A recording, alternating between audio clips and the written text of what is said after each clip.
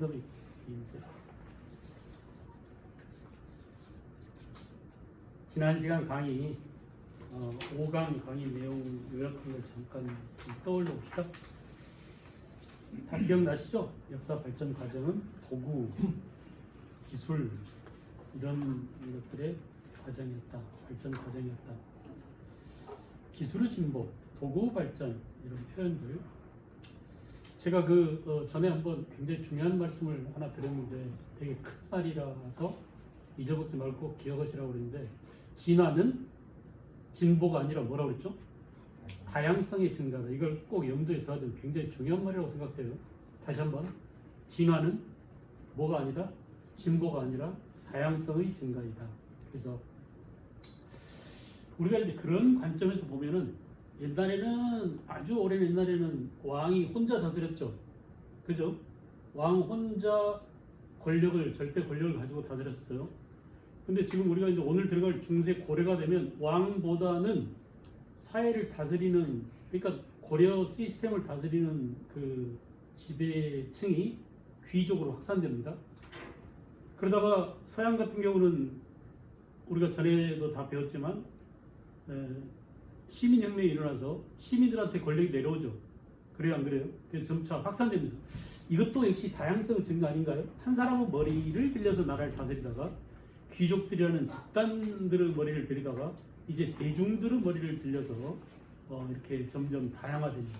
이 다양화되는 게 발전해 가는 것이에요.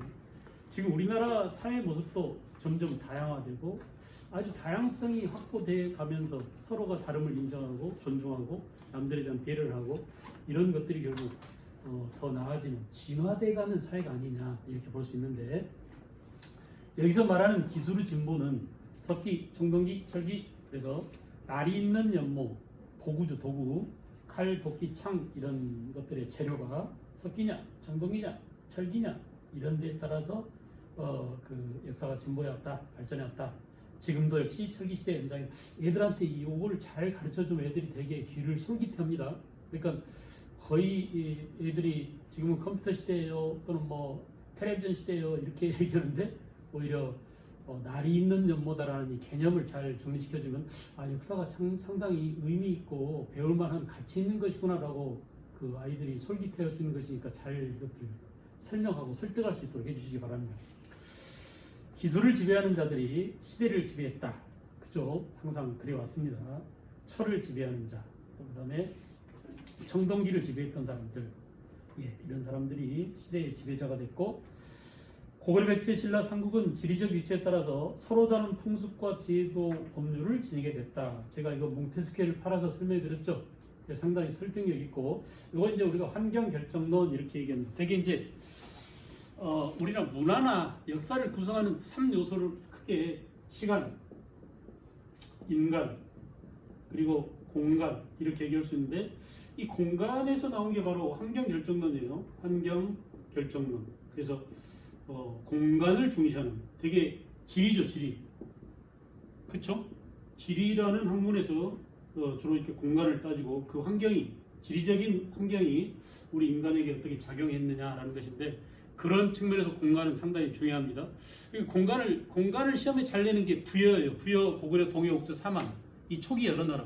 우리나라 역사 전체를 통틀어서 우리나라 이렇게 쪼개지고 갈라져서 여러 개로 분할돼서 여러 지역의 공간에 배치돼서 존재했던 때가 그때밖에 없다고 그랬죠. 그러니까 시험에 나오면 주로 동해의 특징, 또는 사만의 특징, 어디에서 철이 많이 생산된 이런 것들을 많이 묻는데, 그게 바로 지리적인 요소를 많이 따지는 겁니다.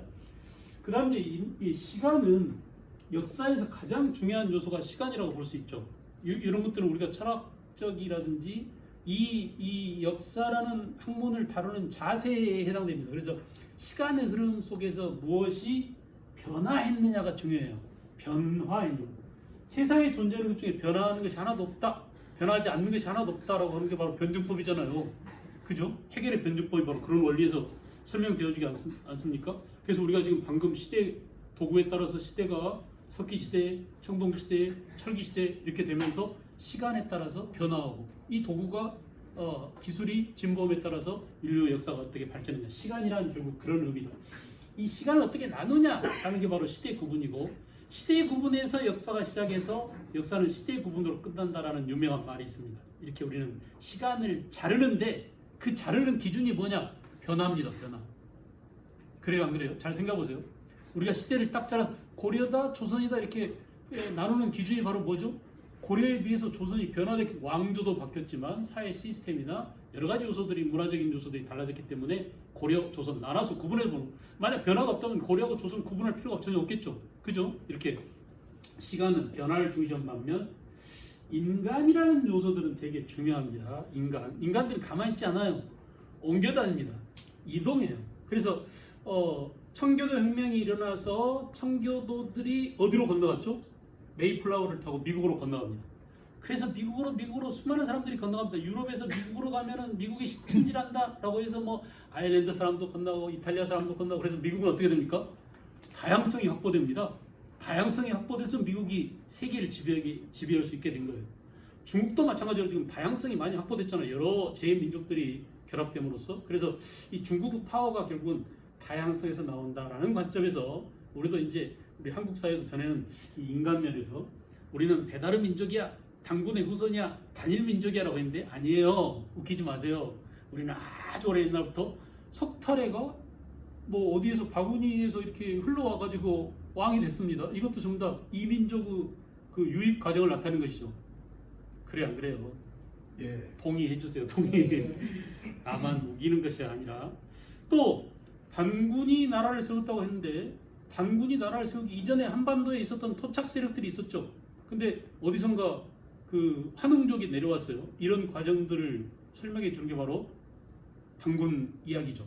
우리가 신화라고 이렇게 한 단계 낮춰서 얘기하고 있지만 단군 이야기를 보면은 원래 토착 세력인 곰을 섬기는 부족과 호랑이를 섬기는 부족이 있었는데 하늘에서 환웅족이 내려왔다라고 하는 얘기는 딴 데서 북청동기를 사용할 줄 아는 만주에서 선진 부족이 한반도로 내려와가지고 곰을 섬기는 웅녀족과 호랑이를 섬기는 호신족들을 융합하고 통합해서 고조선을 세우는 과정이 그 안에 고스란히 녹아내려 있다 이겁니다. 그러니까 이미 나라를 세우는 과정부터 우리는 피가 섞이는 사람과 사람이 섞이는 그런 과정이었어요. 자꾸 섞일수록 좋습니다. 섞여야 잡종이 세지는 겁니다. 잡종이 되어야 품종이 퀄리티가 좋아지는 거예요. 그래서 자꾸 섞여야 됩니다. 그래서 텔레비전 보면 지금 막 경기를 보거나 예능 프로그램을 보거나 도대체 우리 여기가 한국인지 외국인지 모를 정도로 외국인들이 많이 들어와 살고 있어요. 되게 좋은 현상입니다. 문화의 다양성 이런 것들이. 그래서 여러분들이 이런 점들을 아이들한테 설득력 있게 얘기를 해줘요. 그러니까 역사는 과거에 있는 사실이라는 바다를 헤쳐가면서 이 바다에 뭐가 있느냐를 외우는 것이 아니라 그 사실의 바다 속에서 우리는 건져낼 걸 건져서 막 지금하고 똑같잖아. 단군 때 나라를 세워가는 과정이나 지금 이민족들이 우리나라에 건너와서 살고 있으면서 우리랑 이렇게 문화를 섞고 더 우수한 문화를 만들어내고 또 우리 것을 배워가는 그런 과정들이 되게 비스무리하다. 이런 것들을 설득력 있게 말해주면 애들이 역사는 단지 외우는 과목이 아니라 생각해보고 의미 있는 중요한 또 우리 삶과 직결되는 과거 사실이 따로 놀고 현재랑 전혀 별개의 것이 아니라 전부 다 우리랑 지금 연관되어 있는 그런 것들을 공부하는 것이 바로 한국사구나 역사구나 이런 것들을 깨닫게 해주는데 되게 중요합니다. 그래서 이 세 가지 요소 시간, 인간, 공간. 인간 제가 이제 오늘 인간을 좀 끄집어내가지고 좀 설명하고 들어가려고 그러는데 좀 이따 하겠습니다. 좀 이따 지금 이거 요약 좀 하고요. 고구려 백제 신라 지리적인 요소에 따라서 풍습과 제도가 다르다 설명을 드렸죠. 그 다음에 험준한 산악지방에 자리 잡은 고구려는 되게 법률이 세다. 또 사람들의 캐릭터가 성품이 되게 용감하고 호전적이고 그죠? 무예를 좋아하는 반면에 넓은 평야지대를 차지한 백제는 사람들이 먹을 것이 풍족하니까 온화하고 부드러운 풍습을 지녔다. 예술을 사랑한다. 멋을 즐긴다. 풍류를 즐긴다. 이런 것들이 주로 백제 지역 이 지역에서 주로 나왔습니다. 자, 그게 이제 그 몽테스키의 거부정신에 이렇게 우리 한반도를 예를 들었다고 했었고요. 그 다음에 한반도 동남쪽에 있었던 신라는 특별히 지리적으로 고립되어 있었기 때문에 고유한 독자적인 것들을 많이 유지하고 있었다. 그것이 전통으로 계승되어져서 화랑제도, 화백제도, 골품제도로 이어지게 되었다. 우리나라의 고대사가 김부식이 쓴 삼국사기에 기반을 두고 있죠. 근데 이 김부식이 어디 출신이라고 그랬어요? 신라. 경주 김씨입니다. 신라 귀족이에요. 그러니까 좀 이따 이제 우리가 고려를 또 설명하겠지만 고려 사람들을 설명했지만 고려를 지배한 사람들의 주류가 신라였어요. 신라. 그죠? 그래서 이 신라 중심적 사관이 고려를 지배하게 되고, 그러니까 삼국시대 역사를 고려시대에 기록했는데 그 기록된 주된 내용이 신라 위주로 기록되게 되다 보니까 백제나 고구려의 역사는 많이 빠져 있습니다. 누락돼 있고 지금 없어져 버렸잖아요. 역사책 자체가.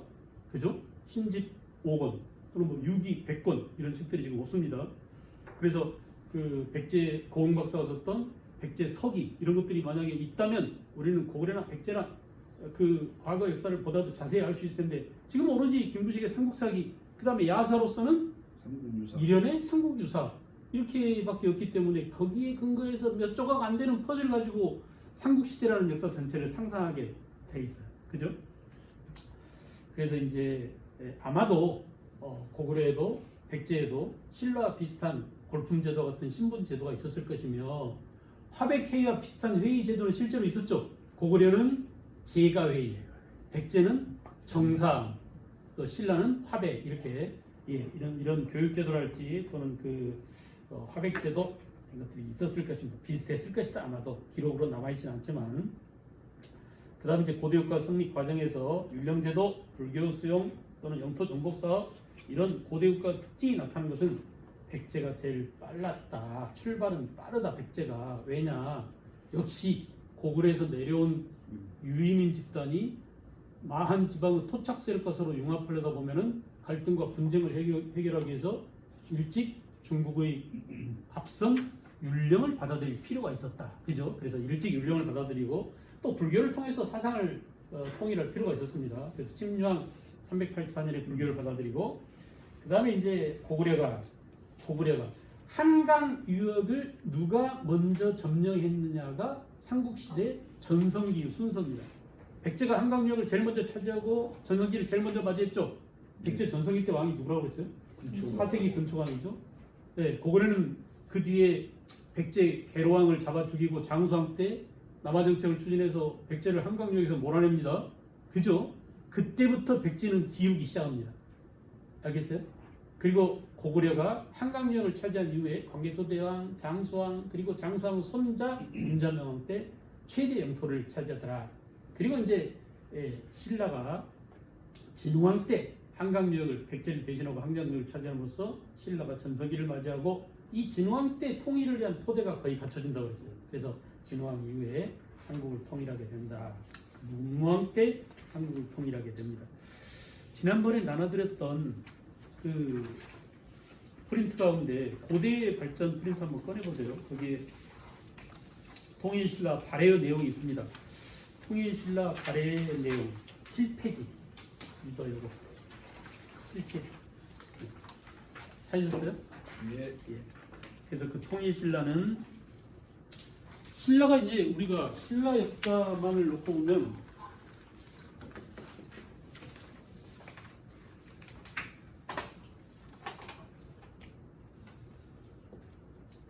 신라는 상대, 중대,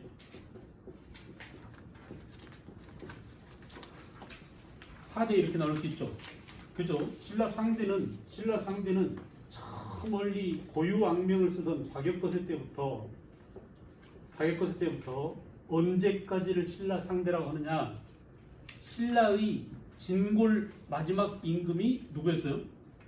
진덕여왕이었죠. 그죠? 진덕여왕. 그래서 자 진덕여왕 때까지 신라 상대입니다.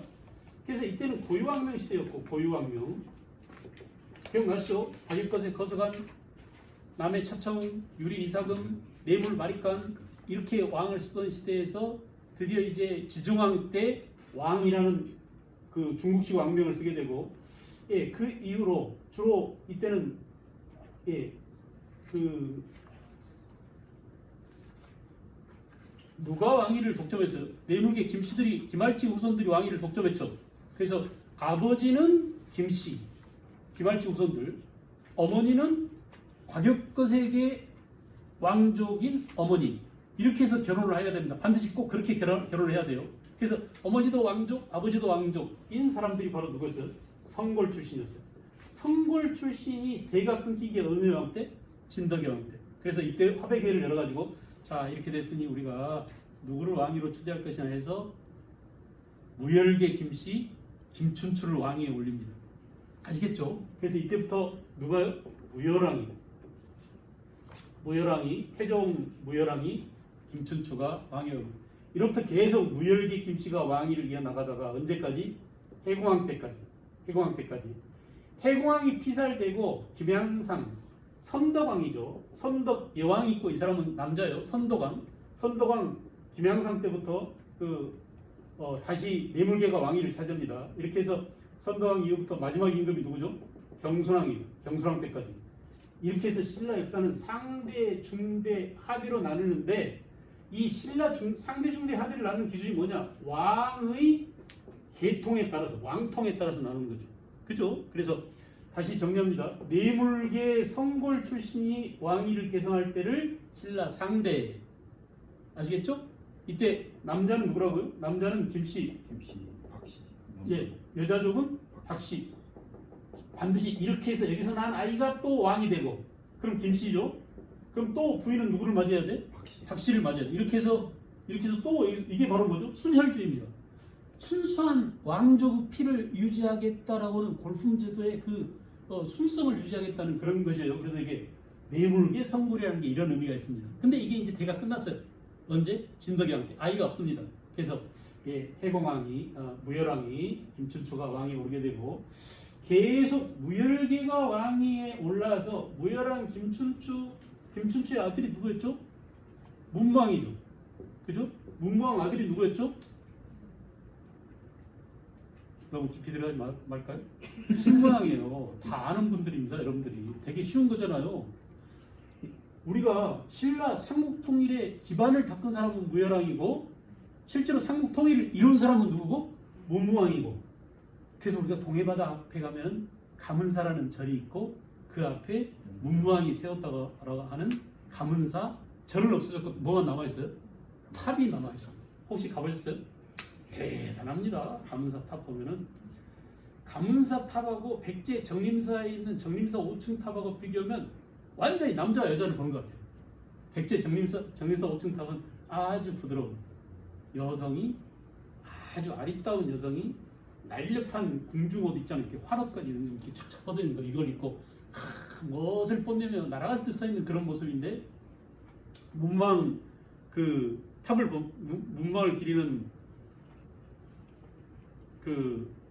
가문사 동탑 서탑을 보면은 어마어마합니다. 그 뚝심, 고집, 이런 완강함, 이 완고함, 강건함. 도대체 이 큰 돌을 어떻게 옮겼지?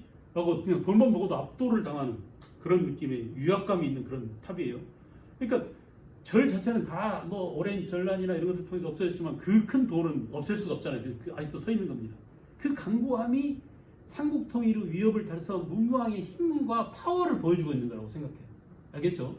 그리고 이제 문무왕 이후로 문무왕 아들 신문왕 때 사실은 왕권을 대폭 강화하고 그 전 임금과 그 이후 임금들이 달라집니다. 이때는 그냥 왕이었어요. 힘없는 왕입니다. 상대는 화백회의가 모든 것을 좌지우지하는 그런 시대, 진골 귀족들의 연합정치였다면 중대에는 왕이 자기 마음대로 하는 그런 시대였어요. 그래서 왕이 자기 마음대로 하는 전제 왕권이 확립되었다라는 말을 우리나라 역사 전체를 통틀어서 통일신라 중대에다만 쓸 수 있어요. 알겠죠? 우리나라 역사 전체를 통틀어서 왕이 지멋대로 정치를 할 수 있는 시기는 통일신라 중대밖에 없었어요. 그러니까 우리가 이제 좀 직접 똑같지는 않지만은 화백회의를 요즘에 국회라고 보고 임금을 대통령이라고 본다면 이 중대에는 대통령도 무열계가 대통령하고 있고 화백회의 의장도 왕 동생이 하고 있어요. 무열계. 그래서 상대등도 무열계가 차지하고. 그러니까 완전히 그냥 신라 사회를 다 한 집안이 쥐락펴락 한 겁니다. 그래서 뭐라고요? 전제왕권이 강화되고 전제왕권이 확립되었다라고 얘기해요. 전제왕권이라는 말을 아무데나 쓰지 않아요. 이렇게 왕이 지멋대로 했던 역사가 우리나라 역사에서 거의 없습니다. 제가 전에 한번 말씀드렸죠. 우리나라 고구려 백제 신라도 마찬가지지만은 고려왕조 500년, 조선왕조 500년 이 유구한 역사가 이어질 수 있었던 특징이 뭐냐면 시스템이라고 그랬죠. 그러니까 옛날 중세였던 또는 뭐 근세 조선 시대였던 간에 다른 나라 똑같이 왕이 다스렸지만 왕이 지멋대로 하지 않았습니다. 영국의 엘리자베스 여왕, 또 프랑스의 루이 14세 이런 절대 왕정과 같은 그런 때가 없었어요. 신라 때만 그랬어요. 언제? 신라 중대 때만. 알겠죠? 그래서 우리는 왕이 다스리긴 했으나 아주 국가가 뭐랄까 견제와 균형이라는 이 원리가 작동될 수 있도록 나라 시스템을 잘 만들어 왔습니다. 우리나라 역사를 보면. 그래서 통일신라 중대에만 전제왕권이 강화되었다. 이 전제왕권을 강화시켜 놓은 신문왕 때 국학을 설립하고 국학, 그죠? 아주 중요한 게 있습니다. 귀족들한테 주었던 토지를 뺏어버렸어요. 아마도 삼성이나 또는 뭐 현대나 이런 재벌들을 해치한다면 난리가 날 겁니다. 아마도 그런 일들을 누가요? 신문왕 때 얼마나 왕의 힘이 셌으면 이렇게 노급을 폐지합니다.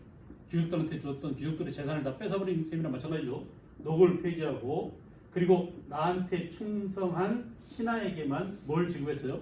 관료전을 지급했어요. 이 시스템적으로 이렇게 왕권을 강화시키는 전제적인 왕권을 확립시키는 그런 일을 단행했다. 그죠? 예. 그 전에는 상대는 화백회의 의장인 상대 등의 세력이 막강했습니다. 임금도 상대 등의 눈치를 봐야 됩니다. 근데 신라 중대는 상대 등 권한이 완전히 찌그러듭니다. 화백회의는 그 누구의 진골 귀족, 무열기 귀족의 손아귀에 들어가고 실은 누가 중요하냐? 국왕 밑에서 전제왕권 밑에서 그 일하는 한동훈이 있었어요. 이게 바로 누구냐? 집사부 시중입니다. 내가 보니까 한동훈은 지금 집사부 시중처럼 모든 나라의 권력을 다 쥐락펴락할 수 있는 그런 자리에 올랐어요. 임금도 검찰, 그죠? 나라를 총괄하는 법무장관도 검찰인 지금과 마찬가지로 어떻게 보면 지금 현재 그 윤 정부는 이런 권력을 한 집단한테 집중시키는 시스템을 지금 구축하고 있습니다. 이게 오래가지 못해 문제가 심각합니다. 지금 나라의 시스템, 아까 제가 전제가 뭐라 그랬죠? 다양성이 확보돼야 여러 가지 사람들의 의견을 확보해서 여기서 내려놓은 결론이 도출돼야 정상적인 길로 또 힘 있는 그 길로 정책을 펼칠 수 있는데 이렇게 한 집단의 이익을 대변하는 그런 정책 결정이 내려지면 전체가 망하게 됩니다. 그래서 굉장히 위험해요. 나토에 갔는데 조마조마합니다. 이 나토 가서 지금 무슨 짓을 하고 올까? 무슨 실수를 할까? 무슨 약점을 잡히고 또 나중에 역사에 잘못 기록될 그런 오명을 남길까라는 게 조마조마해 죽겠어요. 그래서 뉴스를 안 보고 싶어도 보게 됩니다. 제가 그쪽으로 지금 안 가려고 자꾸 브레이크를 자꾸 거는데 자꾸 가지게 돼요. 역사란 그런 겁니다. 역사는 과거를 얘기하면서 현재를 얘기하지 않으면 아무런 의미가 없게 돼요. 그러니까 역사란 과거와 현재 끊임없는 대화다라고 하는 것처럼 현재하고 연관되어 있을 때 역사가 의미 있는 것이에요. 그래서 늘 우리는 과거를 통해서 현재를 반추해보고 반성하고 성찰하고 더 나은 방법이 없을까? 더 나은 우리 미래를 위한 대안을 가질 수 있는 길이 없을까? 이런 것들을 고민해 봐야 되는 게 역사를 공부하는 당위성이기도 합니다. 그죠? 자, 그 다음에 이제 신라 하대가 되면 다시 내물계, 무열계를 내치고 내물계 김양상이 왕이 됐죠. 그래서 이 기간 동안에 아주 피 튀기는 왕권 쟁탈전이 벌어집니다. 155년 동안에 20여 명의 왕이 교체되는데, 그러니까 왕의 한 명당 재위 기간이 얼마 안 된다는 얘기죠. 그만큼 왕의 그 교체가 빈번했었고 왕권이 불안정했었고, 이때가 되면 왕권이 불안정해지고 다시 시정은 찌그러지고 신라 중대 국왕 못지않게 국왕의 친동생이나 국왕의 피부치들이 그 권력의 핵심에 있었는데 얘네들이 찌그러지고 대신 누구냐? 다시 상대등이 귀족 연합체 의장이라고 볼 수 있는 화백의 의장 상대등이 권력을 쥐게 됩니다. 없어졌던 노급이 다시 부활됩니다. 이 관계를 좀 잘 알아두십시오. 신라 상대, 중대, 하대에서 중대는 좀 특별했다. 무열계 진골 귀족들이 무엇을 통해서 나라를 장악해 갔는지. 그 다음에 신라 하대 사회가 되면은 하대 사회가 되면은 이렇게 왕권이 약화되고 중앙 귀족들이 권력 쟁탈전으로 싸움에 몰입했을 때 아이고 안 되겠어. 왕권이 약화되면 무슨 일이 벌어질까요? 내가 언제 잘릴지 모르는 그런 일이 생기지 않습니까? 그러니까 귀족들이 목숨이 파리 목숨이에요. 줄 잘못 썼다가는 왕이 바뀌면 다 잘리게 됩니다. 그냥 관직에서 잘리는 게 아니라 모가지가 날아가고 죽거든요. 집안이 도륙을 당해요. 그죠? 그래서 우리는 그 정치사에서 그런 것들을 많이 봤지만 한 집안이 그냥 멸문지하를 당한다라고 하는데 조선시대도 그런 일이 있었잖아요. 사화를 겪으면 한 집안이 멸문지하를 당합니다. 그러니까 차라리 시골로 내려가자 해가지고 많은 사람들이 시골에 갑니다. 호족 출신들이 지방에 내려가서, 그러니까 중앙 진골 귀족들이 지방에 내려가서 뭐가 된다고요? 지방 귀족으로, 무엇으로? 호족으로 돼서 지방 세력화하게 되는 게 굉장히 중요합니다. 신라 하대가 되면 호족 세력이 지방에서 성장하게 된다라는 점 아시겠죠? 이렇게 해서 이제 우리가 신라 사회를 상대, 중대, 하대 이렇게 나눠봤는데 사실은 거기 표가 7페이지에 잘 돼 있고 신라 하대 사회의 모순, 발해의 정치 내용 이런 것들이 있는데 여기서는 대충 넘어가겠습니다. 여러분들이 강의를 좀 보시면 되고, 제가 지금 날마다 매 수업 시간마다 이걸 나눠드리는 이유는 책을 구입하지 못하신 분들도 강의를 들을 수 있도록 이걸 드리는 거예요. 그래서 이걸 갖고 있으면 강의를 드릴 수 있습니다. 강의 내용이 대체로 여기에 기반하죠. 그래야 좀 더 자세히 들어갈 거 있으면 책 좀 한번 펼쳐보세요. 200몇 페이지 이렇게 말씀드리는데 되게 이것만 있으면 다 볼 수 있기 때문에 집에 가서 제가 따로 드린 그 강의를 이렇게 한 번씩 들여다보시기 바랍니다. 그러리라고 믿고 중세로 넘어갑니다. 중세.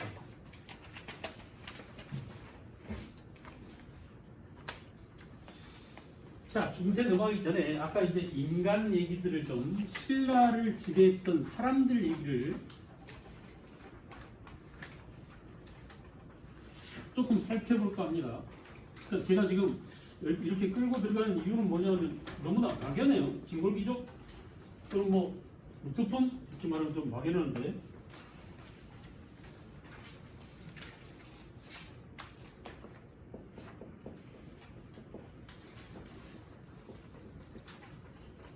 신라의 왕족 혹시 계세요?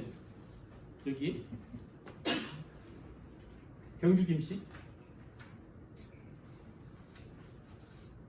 설씨, 배씨, 정씨, 어디 정씨세요?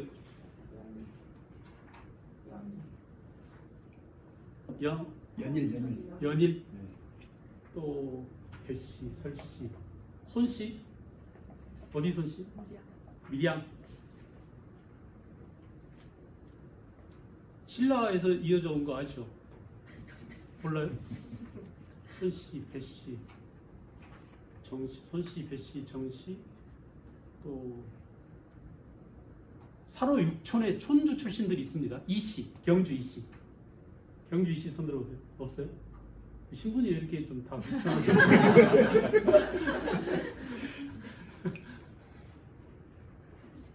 제일 많은 성씨가 뭐라고 그랬죠? 김해 김씨. 김해 김씨. 없어요?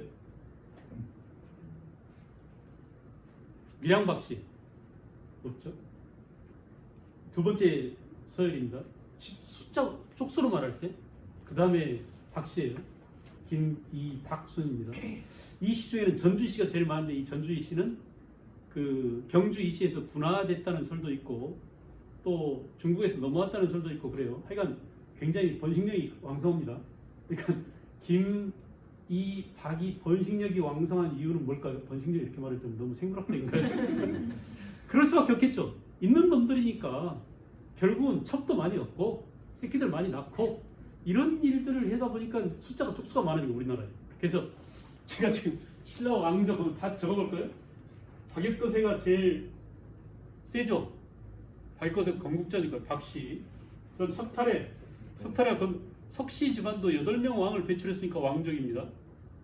그 다음에 김씨, 박씨, 석씨, 김씨.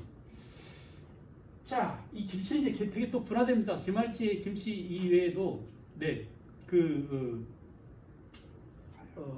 가약의 김씨가 또 있어요. 가약이. 근데 신라 왕족은 이렇게 되고요. 신라 왕족은 신라 왕족이 아까 뭐라고 그랬죠? 둘로 나눈다고 그랬죠? 성골과 진골로 나뉘는데 성골로 들어가려면 모계가 박씨고, 그죠? 부계가 반드시 김씨인 경우, 아버지, 어머니가 반드시 왕족일 경우에 거기서 태어난 사람만 선골이고, 아시겠죠? 이렇게 구분합니다. 진골은 뭐예요? 진골은 에브리 왕족이에요. 모든 왕족. 그래서 여기에 있었던 박석, 김 이외에도 나중에 이제 플러스 가약의 김씨, 김수랑의 후손들이죠. 김의 김씨들이죠. 김의 김씨들이 진골 귀족으로 편입됩니다. 나중에 또 고구려하고 백제가 망한 이후에 보덕국 왕, 고구려계인 보덕국 왕도 진골 귀족으로 편입됩니다. 이렇게 해서 진골 귀족이 들어오기도 하고 진골 귀족에서 육두품으로 강등되기도 해요. 어쨌든 간에 진골 귀족은 신라의 모든 왕족 플러스 가야기 김씨라든지 또는 백제계라든지 고구려계라든지 이런 사람들이, 백제계는 거의 없고 되게 고구려계 이런 사람들이 왕족이 되게 편입됩니다. 훨씬 안 들었어. 허씨는 안 들어갑니다. 왕족이 아니에요. 가야계 왕후족이죠. 그죠? 그 다음에 성골, 진골 다음에 누가 있죠? 육두품이 있어요. 육두품. 그래서 육두품은 최신. 예, 최씨, 병주 최씨입니다. 최치연계죠. 최치연 대표적인 육두품이죠. 그 다음에 이씨, 병주 이씨, 그 다음에 설씨, 배씨, 정씨, 손씨 다 나왔습니다. 우리나라 고유한 성씨들, 이게 사로 육촌의 촌주들의 성씨가 이랬어요. 촌주들의 성씨가. 그래서 이 사람들이고, 그 다음에 육두품 밑으로는 또 뭐가 있나요? 오두품, 사두품, 삼두품, 이두품, 일두품도 있었겠지만 얘들은 되게 평민 출신이고 평민이고, 사두품이나 오두품은 하급 관료입니다. 별로 의미 없는, 골품제도 의미 없는. 그래서 제일 골품제 했을 때 가장 중요한 것은 이렇게 뼈다귀잖아요. 그죠? 그리고 품은 머리의 품격입니다. 대가리에 쓰는 관에 대가리에 금으로 막 장식해서 막 사슴 가지 이렇게 뿔 이렇게 해놓고 보면 이게 어마어마한 거죠. 이게 이 품격이 점점 낮아지면 하품이고 점점 화려해지면 상품이고 이렇겠죠. 이렇게 해서 부품이 이렇게 구분됐었어요. 자, 문제는 뜨거운 쟁점은 육두품. 능력은 누구한테 있냐? 되게 이 사람들이 많았어요. 이 사람들이 되게 신라 이 왕족 놈들이 다 해쳐먹으니까 불만이 많아가지고 안 되겠어. 어디로 가자? 당나라로 많이 갑니다. 당나라로 건너가서 유학하고 온 뭐가 많았어요? 도당 유학생들이 많았어요. 유학파들이. 대표적인 사람이 바로 누구죠? 최치원이죠. 그래서 당나라의 선진 문물을 많이 배워왔습니다. 당나라는 이런 신분 귀천을 따지지 않고 과거 시험 봐가지고 능력 있는 사람을 발탁해서 높은 자리에 앉혀주기도 하고 재산도 많이 주고 한다는데 우리는 뭐야 하면서 불만이 제일 많았습니다. 그죠? 그나마 육두품도 신라 사회에서 상당히 얻기 힘든 품계라고 해서 분란이라고 불렀어요. 얻기 어려운, 획득하기 어려운 그런 계급이다 라고 했는데 이 육두품들이 불만이 많았습니다. 자, 능력 있는데 능력 없는, 우리 집은 성골이야, 우리 집은 진골이야 하는 놈들이 높은 자리 차지해요. 세상에 못 참는 게 나보다 못한 놈이 나보다 높은 자리에 있는 것입니다. 그래요, 안 그래요? 예. 나보다 못한 새끼가 대통령을 보고 있어요. 지금 보니까 못 참겠습니다. 꼴보기 싫어 죽겠어요. 걸어가는 것 이렇게 걸어가고 옷 이렇게 입고 다니고 바지 이렇게 입고 다니고 하는 거 아주 꼴보기 싫어 죽겠습니다. 어떤 저런 새끼를 대통령이라고 뽑아놓고 말이야. 그래가지고 막 화가 너무 많이 나. 이게 깡패들이 헐짓이 걷는 것도 무슨 깡패입니다. 그리고 뭐 아침마다 뭐 도어 스태핑 한다고 그러는데 어이씨 뭐 인상 쓰면서 얘기하는 게 꼭 와 우리 품격이 어느 순간 이렇게 낮아졌지? 아이고 씨 왜 이렇게 그래서 지금 육두품 심정입니다. 미안해요. 육두품들이 그랬어요. 이 성골 진골이라는 놈들이 그렇게 능력이 없는 놈들이 자기보다 그 형편없는데 글도 잘 모르는데 내 위에 상관이라고 해서 쓸데없는 짓거리를 시켰었고 말도 안 되는 행위를 했었으면 참을 수가 없는 거죠. 그죠? 절대 진급을 안 시켜줍니다. 이 사람들은. 그러니까 진급할 수 있는 기준이 다 있어요. 이 사람들은 모든 관직에 올라갈 수 있어요. 높은 자리는 다 찾는다. 이게 골품 제도의 가장 나쁜 폐단이죠. 육두품은 아무리 해봐야 어디까지밖에 못 올라가느냐. 예. 그 아찬까지밖에 못 올라가. 오두품은 대남, 사두품은 관직의 상한선이 대사예요. 이게 시험에 나오면 되게 어렵습니다. 근데 되게 쉬워요. 육두품은 6일은 6관등 아찬입니다. 오두품은 5, 2, 10, 식관등 대나옵니다. 사두품은 몇 관등일까요? 4, 3, 12관등 대사관입니다. 관직의 승진의 상한선이 정해져 있었어요. 자, 이제 문제는 여기가 골때입니다. 아찬. 저요, 아찬 올라온 지, 육두품으로서 아찬 올라온 지 10년 됐어요. 승진 좀 시켜주세요. 일 할 일이 없어요. 다 알아요. 다 떡 띄었어요. 안 돼. 그러면 너 뭐 했냐? 중하찬에. 그래서 승진을 시켜줬는데 아찬에서 못 올라갑니다. 마치 우리나라 사병과 뭐죠? 장교가 있잖아요. 사병 중에 제일 높은 사람이 뭐죠? 아니요. 병장보다 더 높은 게 하사, 중사, 상사가 있어요. 원사. 원사. 상사 위에 원사인가요? 예. 상사도 그냥 승진 안 시켜줘요. 특등 상사, 무슨 가진 앞에다 이름 붙여가지고 그 이로 승진 안 시켜줘요. 원사도 절대 중위로 못 갑니다. 그냥 원사 늙어서 머리가 허여도 원사입니다. 알겠죠? 이게 승진 제도의 상한선이 요즘 여성분들이 우리가 페미 논란을 제가 했었는데 소위 말하는 유리천장입니다. 천장이 있어가지고 올라갈 수 있는 천장이 딱 있다 보니까 절대 안 돼. 그래서 저 아찬한 지 지금 10년 됐어요. 중하찬 5년 달고 또 승진시켜주세요. 그럼 중중하찬 안 돼? 또 삼중하찬 이렇게 해가지고 앞에다 중자만 계속 달아줍니다. 이렇게 해서 절대 승진이 안 되는 승진 상한제가 있었다. 이러니까 최치원이 돌아버리겠죠. 그래서 최치원이 와서 진선명한테 제가 당나라에 가서 보니까 이러이러합니다. 우리도 당나라의 관료제도를 본받아서 과거도 좀 시행하고 능력 있는 사람들을 등용하고 인재 풀을 좀 높입시다라고 시무 10조를 건의했어요. 이 시무란 신하들이 임금한테 올리는 정책 건의서를 시무라고 합니다. 시무 쓴 사람들이 최승로도 있고 최치원도 있고 고려 무신정부 때 최충도 있죠. 최충원도 있죠. 그죠? 이렇게 최씨들만 주로 시무책을 막 역사적으로 시무책을 썼는데 시무 10조가 바로 이 최치원한테 나와서 받아들여질까요? 내침을 당할까요? 내침을 당합니다. 그래서 이 최치원이 모든 것을 절망을 하고 모든 관직을 버리고 떠돌이가 됩니다. 그래서 최치원은 유불선 세 가지에 능통한 그런 우리나라의 지식인이 됐죠. 신라 말에. 자, 이게 바로 신라의 사람들입니다. 우리가 막연하게 육두품, 귀족 이렇게 알아두고 있었는데 그것을 뜯어보면 골품제도의 근거에서 뜯어보면 성골, 진골, 육두품 이렇게 신라의 사람들을 봤습니다. 그 다음에 이제 중세 고려 사회로 좀 넘어가 보도록 하겠습니다. 우선 고려를 전체적으로 한번 쫙 볼게요.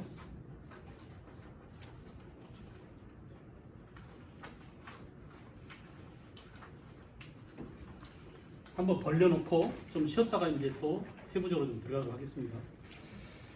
자, 우리가 저 멀리 고조선부터 지금 세워가지고 끌고 왔습니다. 머릿속으로 상상해보세요. 머릿속으로 상상해보세요. 절 보세요. 보지 말고요. 절 보세요. 자, 고조선 세웠죠? 고조선이 망하고 한나라 놈들이 쳐들어왔죠? 이게 망한 게 몇 년이죠? 108년이에요. BC 108년. 해보세요. 몇 년? BC 108년. 외우기 좋잖아요. 고조선이 망한 것은 몇 년이다? 108번뇌를 생각하세요. BC 몇 년? 108년에 망했어요. 그리고 고조선이 망한 그 자리에 여러 나라들이 세워졌다. 해보세요. 위에서부터 구여, 고구려, 동해, 옥저, 동해, 우리 지도 허리 쑥 들어 보면 동해죠. 그리고 서울, 대전, 익산 여기까지 마한입니다. 마한. 그리고 경주, 대구 여기가 진안. 그리고 부산, 김해 이쪽이 변안. 이렇게 여러 나라들이 분포해 있었습니다. 그 여러 나라들이 물방울처럼 점점 뭉치면서 한나라와 싸우면서 세력이 강화되면서 왕권이 강화되면서 연맹왕국으로 간다고 그랬죠. 그래서 위에는 고구려로 뭉치고 고구려에서 갈라져 나온 왕자들이 내려와서 백제를 세워서 마한 땅에 백제를 세우고 사로 육촌에서 박역거세를 만나가지고 왕으로 추대해서 신라로 발전하고 가야에는 김수로왕이 나타나서 황후하고 결혼해가지고 가야 가락국 6개 가락국을 만들어 나갑니다. 그죠? 그리고 그걸 통일해서 위에는 통일해서 신라가 삼국을 통일했지만 신라가 삼국을 통일함으로써 고구려 부여의 또 고조선의 그 강한 영토를 우리는 우리 역사에서 상실하게 됩니다. 그래요, 안 그래요? 신라의 삼국 통일이 그러니까 신라의 삼국 통일이 일어난 이후 우리 역사는 지금까지 옛날 우리가 빼앗긴 영토를 되찾는 과정이었어요. 그래서 고려왕조 500년 내내 무슨 정책? 북진 정책. 그 북진 정책의 핵심이 뭐냐? 옛 고토를 회복하자입니다. 그래서 고구려 땅을 계승해야 돼. 고구려 정신을 계승해야 돼. 우리 민족의 옛 터전을 빼앗아야 돼라고 하는 게 그 북진 정책이었고, 그 북진 정책이 조선시대로 넘어가면 세종대왕 때까지도 사군과 육진 개척으로 이어집니다. 그러다가 멈춥니다. 멈추죠? 예, 멈춥니다. 중국과의 그런 사대주의에 입각해서 더 이상 중국을 건드리지 않으려는, 더구나 북방 민족이 청나라라고 하는 강력한 나라가 등장함으로써 현재까지도 우리는 북방으로 나가지 못하고 있는 실정입니다. 지금 우리가 남북으로 분단되어 있기 때문에 우리의 동력이 지금 양분되어 있기 때문에 민족적 에너지가 약화돼서 국정정책을 추진할 수 없습니다. 그래서 멈춰 있습니다, 현재. 그러나 긴 역사 흐름을 봤을 때 아마도 이것은 멈춰지지 않고 우리 민족의 속성상 아마도 나가게 될 것이다 라는 생각이 들어요. 그러니까 지금 우리는 이 시점에서 내가 살고 있는 남한, 또 저들이 다스리고 있는 북한 이렇게 있지만 결국 이 둘의 힘이 합쳐져서 그 다음에는 또 어떤 자세로 어떤 태도로 역사를 이모고 후손들을 위해서 우리가 우리 미래를 개척할 것인지 이런 것들을 현재 우리가 사실 고민해야 될 그런 처지에 놓여 있습니다. 자, 이제 고려 시대 역사를 쫙 들어가겠습니다. 그 북쪽에 신라가 삼국을 통일한 이후 북쪽에 발해가 있었지만 이 발해는 사실은 애매한 위치를 차지하고 있습니다. 현재. 그러니까 발해의 지배계층은 고구려 사람들이었지만 피지배층은 누구였죠? 그 땅의 원주민이었던 말갈족이었어요. 그래서 이렇게 민족이 이원적 구성으로 이루어져 있었습니다. 지배층과 피지배층이 서로 달라요. 발해가 망한 원인을 여러 가지에서 찾습니다. 발해가 망한 원인 가운데 하나가 화산 폭발 때문일 것이다 라고 주장하는 사람도 있어요. 백두산이 폭발해서 화산재가 막 날아가지고 농사가 안 되고 이런 틈에 거란이 쳐들어와서 거란한테 망하게 됐다라고 주장하는 사람도 있지만은 발해 멸망 원인 가운데 중요한 원인 하나는 이렇게 민족적 결속력이 약했기 때문이다. 왜? 민족이 서로 다릅니다. 지배층과 피지배층이 서로 다른 민족으로 구성되어 있었어요. 그래서 발해는 망했습니다. 일찍 망하게 되고, 자, 그 이후로 이제 우리는 후삼국을 지나서 고려 사회로 넘어와 보도록 하겠습니다. 고려 사회로 더 세부적인 것들은 본 강의에서 커버하기로 하고요. 고려는 걔들이 이거는 엄청 잘 외웁니다. 900 나라를 언제 세웠다고요? 900 욕이 들어있잖아요. 이렇게 욕이. 그래서 애들이 연대를 엄청 잘 918년 고려가 세워진 다음에 아예 멸망시켜버립시다. 바로 저는 수업 방식이 이렇습니다. 그래서 1392년에 이성계한테 망합니다. 그러면 거의 500년이죠. 그죠? 918년 1392년 그죠? 자, 그리고 딱 반으로 잘라보세요. 고려를 반 토막을 냈을 때 고려 전기를 또 고려 후기를 나누는 기준이 바로 뭐냐? 무신정변입니다. 무신난이에요. 그래서 이 무신정변이 1170년에 일어납니다. 제가 연대는 거의 말 안 했잖아요. 지금까지. 연대로 스트레스를 받지 마시기 바랍니다. 그럼에도 불구하고 이렇게 시대를 자를 때는 연대를 좀 자르는 기준선이니까 연대를 좀 기억해 둘 필요가 있습니다. 그래서 다시 918년 태조 왕건이 나라를 세웠습니다. 태조 왕건이 고려를 세웠지만은 후삼국을 통일한 것은 그 전일까요? 그 후일까요? 그 후죠. 935년에 신라가 항복했고 936년에 후삼국을 통일했습니다. 그죠? 후삼국을 통일했어요. 자, 그리고 태조가 나라를 세웠지만 태조 이후에 예, 광종 때 왕권이 강화됩니다. 그러다가 광종 다음에 성종 때 나라 시스템이 완성됩니다. 성종이라는 이름이 세계사적으로 한국사적으로 몇 군데 나옵니다. 그죠? 그러니까 청나라 성종, 또 뭐 거란의 성종, 또 우리 고려의 성종, 조선의 성종인데 성종은 되게 어느 때 임금들이냐? 그 나라의 시스템을 완성시킨 그 나라의 체제를 지배 체제를 정비한 완성한 임금을 되게 성종이라고 합니다. 우리가 삼국시대로 말하면 고구려는 어느 임금이 성종에 해당될까요? 고구려? 태학을 설립하고 불교를 수용하고 고구려? 소수리망 때입니다. 소수리망 때. 율령을 반포하고 기억나시죠? 백제는 어느 왕 때라고 볼 수 있을까요? 그렇죠. 벌써 고유왕 때 다 했습니다. 고유왕. 율령을 반포하고 관제를 더입고 그러니까 옷 복식을 더입고 그죠? 신라는 법흥왕 때 시스템을 정비했다고 했어요. 근데 고려 시대에 나라 체제를 정비한 것은 성종인데 성종 혼자 하지 않습니다. 성종 뒤에 참모가 있었어요. 유능한 참모가 있었습니다. 이 사람이 전부 다 입안을 했습니다. 아까 신하가 임금한테 올리는 정책 건의서를 뭐라고 그랬죠? 시무 28조라고 그랬죠? 시무책을 올려서 시무 28조를 올린 그 사람이 바로 누구냐? 최승로입니다. 최승로. 말씀 한번 해보세요. 누구라고요? 시험에 잘 나올까요? 안 나올까요? 맨날 나옵니다. 이러니까. 알겠죠? 최승로의 시무 28조. 최승로가 뭐가 중요하냐? 아주 중요합니다. 우리가 고려를 옛날 삼국시대나 고대랑 다르게 고려를 다른 사회로 시대 구분을 한 이유는 바로 뭐냐 하면 이 사람이 이 정신을 끌어들였기 때문입니다. 나라를 다스릴 때는 유교로 하자. 유교 정치 이념을 도입했어요. 그런데 그동안 사회적으로 문화적으로 정신적인 영향력을 막강하게 행사했던 불교를 무시할 수 없습니다. 그러니까 불교를 그대로 말살할 수는 없으니까 어떻게 했어요? 공존 정책을 썼어요. 그래서 유교는 정치는 유교 이념을 채택하되 종교적으로는 뭐라고요? 종교는 불교.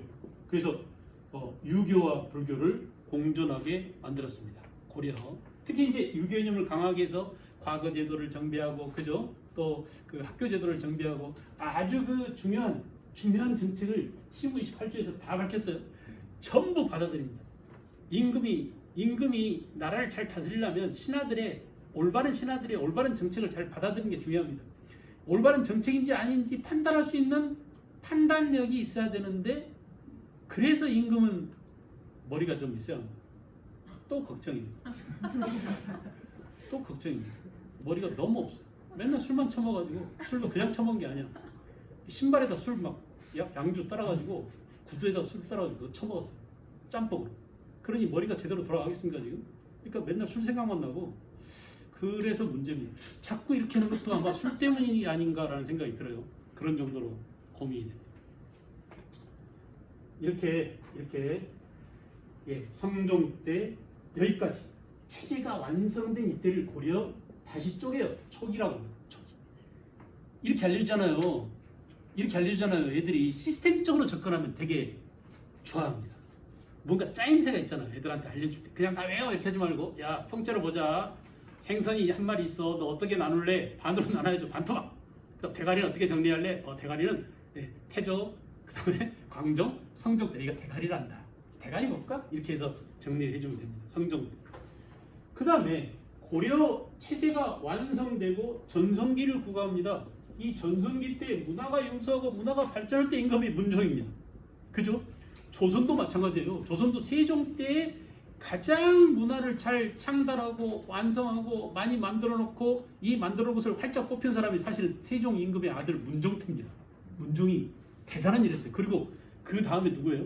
문종이 일찍 죽어버렸죠. 2년 만에. 그리고 세조가 소양대군이 그 다음 자리를 차지해서 우리 문화를 만개하게 만듭니다. 소양대군이 독재적인 측면이 있지만은 왕위를 찬탈했다는 그런 네거티브한 측면이 있지만은 또 소양대군을 포지티브하게 보자면 되게 긍정적인 세종대왕의 아들로서 나라를 잘 다스린 측면이 있어요. 알겠죠? 그래서 문종 때 전성기를 구가하게 되고 고려 사회가 이제 명실공히 문벌 귀족 사회로서 확립되게 만든 문벌 귀족 사회로 확립되게 만든 때가 바로 문종 때라고 볼 수 있어요. 이미 성종 때 최승로의 시무 28조를 통해서 문벌 귀족 사회의 토대를 만들었어요. 전하, 옛날 임금과 다르게 혼자 다 하려고 하지 마시고 저희 귀족한테도 일정한 부분 지분을 주세요 라고 건의한 게 시무 28조입니다. 그러니까 옛날 신라 하대 지방에 있던 호족들을 대거 끌어들였죠. 태조 왕건이. 잘 보세요 여러분. 태조 왕건은 나라를 세운 왕이지만 힘이 있을까요 없을까요? 힘이 없어요. 힘이 없어요. 그죠? 그러니까 지금도 윤석열이 대통령이 됐지만 자꾸 현실하고 비교를 안 할 수가 없습니다. 왜냐하면 권력이라는 게 속성이 똑같거든요. 근데 내가 지금 하는 짓거리를 이렇게 보니까 저 머리로 권력을 이렇게 할 만큼 머리가 안 되는데 어떻게 했었지? 맞아, 밑에 누가 참모들이 있었구나 라는 생각이 들어요. 그러니까 그런 사람들이 누구였을까를 따져보니까 권력을 잡은 다음에 뭐 하죠? 권력을 나누겠죠. 안배하겠죠. 제일 좋은 자리에 제일 공을 많이 세운 사람한테 줬을 거 아니에요. 태조 이성계가 조선을 세웠습니다. 태조 이성계를 가장 많이 도운 사람이 누굴까요? 정도전입니다. 그 정도전한테 가장 중요한 요직을 앉혀서 정도전이 조선 사회를 설계하고 여러분이 밟고 다니는 경복궁의 모든 건물들 이름 다 정도전이 지었습니다. 그런 정도로 정도전은 조선의 설계자라고, 조선 시스템의 설계자라고 볼 수 있어요. 마찬가지로 태조 안건도 마찬가지로 나라를 세웠지만 자기를 도와준 호족들을 무시할 수가 없었어요. 그래서 호족들과 정략 결혼을 합니다.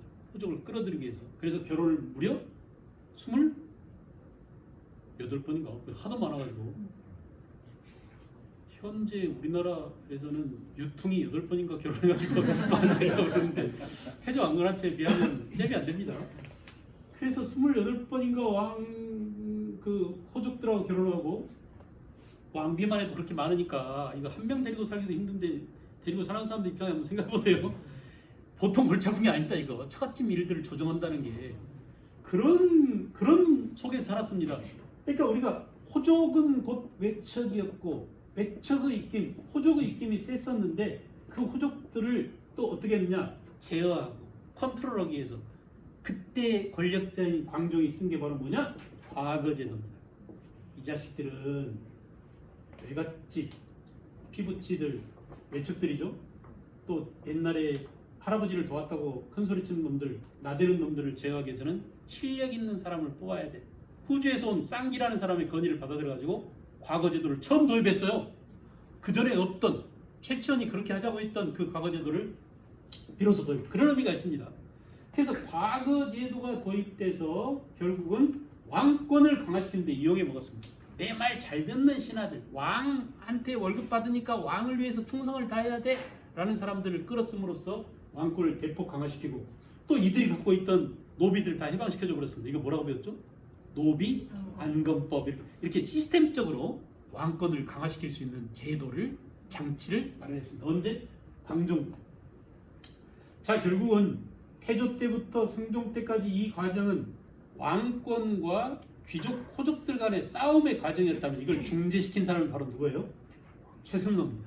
최승로. 그래서 전하 이제 화해하소서 귀족들한테도 지분을 주세요라고 문벌 귀족들에게 또 과거 시험 봐서 올라온 육투품 출신 관료들한테도 지분을 주세요라고 해서 이렇게 문벌 귀족 사회가 확립될 토대를 만든 사람이 성종이고 문벌 귀족 사회가 전성기를 구간 때는 바로 문종 때였습니다. 그러나 문종 다음에 인종 때 누가 등장합니까? 이자겸이 등장합니다. 이자겸은 경원 이씨예요. 경원 이씨 계신가요? 안 계시죠? 경원 이씨, 인주 이씨 또는 인천 이씨라고 합니다. 광화문에 갔더니 거기에 인주 이씨의 그 뭐랄까 대본 종친 본거지가 있더라고요. 근데 아직도 이렇게 현재까지도 유지되고 있습니다. 그 이자겸이가 문종 임금 때 이자겸의 할아버지인 이자연이가 문종 임금 부인 3명을 드립니다. 그러니까 문종 임금의 부인 3사람이 전부 다 인주이씨 집안 출신이에요. 그리고 그 다음에